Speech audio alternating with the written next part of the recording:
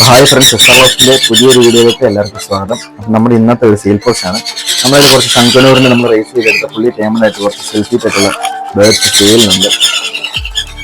താല്പര്യമുള്ളവർ കോൺടാക്ട് ചെയ്യുക. All over Kerala നമുക്ക് ട്രാൻസ്പോർട്ടേഷൻ പോസിബിൾ ആണ്. ഫുള്ളി ടേമഡാണ്, സെൽഫീറ്റാണ്, അത്യാവശ്യം നല്ല രീതിയിൽ കളർ വരുന്നതാണ്.